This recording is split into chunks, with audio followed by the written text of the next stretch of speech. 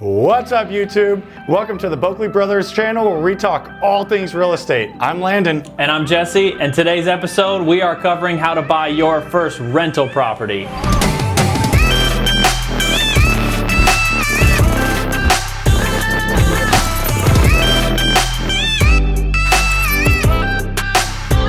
On today's episode, we are going to teach you how to buy your first rental property using what's called the BRRRR method. Now, the BRRRR method stands for buy, Renovate, rent, refinance, and then repeat the process over and over and over again, building generational wealth. That's right. The BRRRR method is a method that we use to buy rental properties that allows you to put money down on it and then later in the process, get it all back in cash flow. Now let's dive into it. Right, so let's examine the first step of the BRRRR process, which is buy. We're gonna break down a couple numbers for you guys here under the buy process. So, when you're looking at your first property that you wanna BRRRR, you wanna determine what it's gonna be worth after the project's done, which means after all the renovations, all the work is done. Right, and that's what we call ARV, or after repair value. Now, after repair value is the market value. This is what an appraiser is gonna market the property as, or value the property as. And then just keep in mind that's once it's fixed up. So that's its highest and best price. Fully remodeled. Right.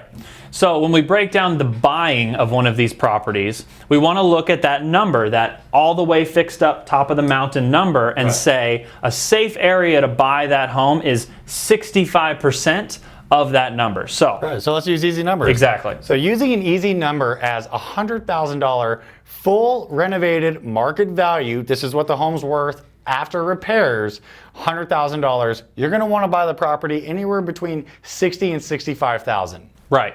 So once you've set yourself up with the correct purchase price around that range, you're going to want to go ahead and renovate the property. Exactly.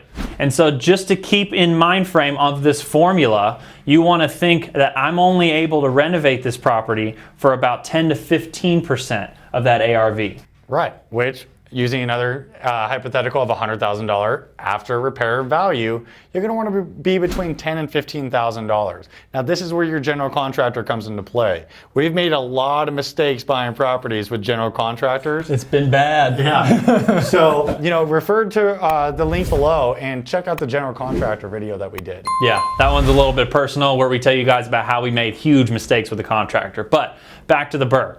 So now you've found the property to buy, and you're buying it for 60% of that ARV. So let's say $60,000. Right. Then you're rehabbing it with 10 to 15% of that ARV. So that's 10 to 15,000. Right. So let's use 15,000. So we're all in for 75,000 at this point. Right. Then what you're going to want to do is you're going to want to put a renter in place. Before you put the renter in place, you got to determine what are market value comps for the rents in the area.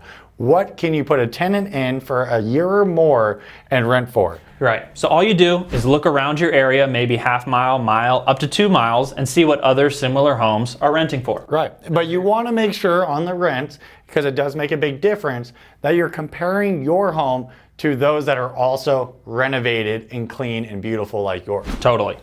So you find a renter and you put them in that house. Now that house, let's just say you're renting it for $1,500 a month. So you have the renter in there and that's secured. Now you're on to the next step, which is refinance. And this is where the formula comes into play.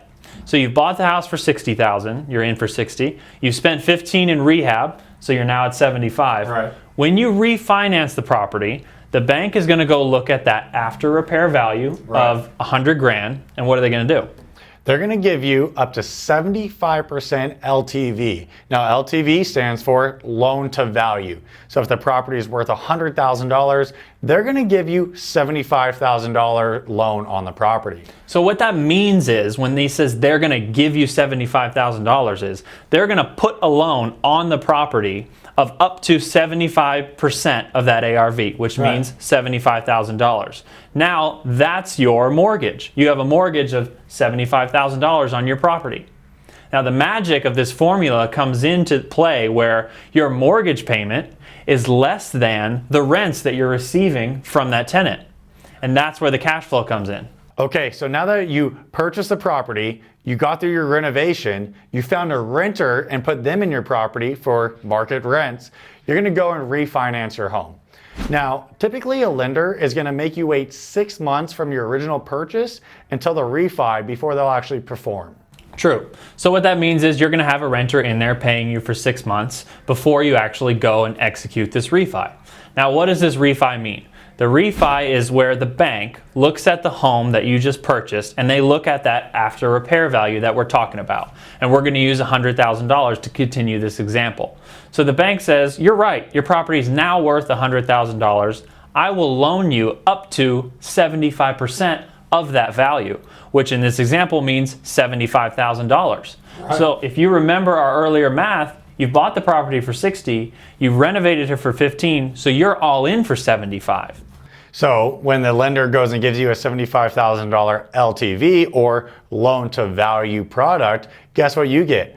All of your initial down payment back. So you technically after 6 months and a refi, own this property with $0 out of pocket. This is what I like most about the BRRRR strategy. Absolutely, because what that does is allows you to take that capital that you used to secure that home and go and buy another one and then go and do it again. So that's why it's the last phase, the repeat phase. So you buy it, you renovate it, you rent it, you go, you get your refinance, all that money back and do it all over again.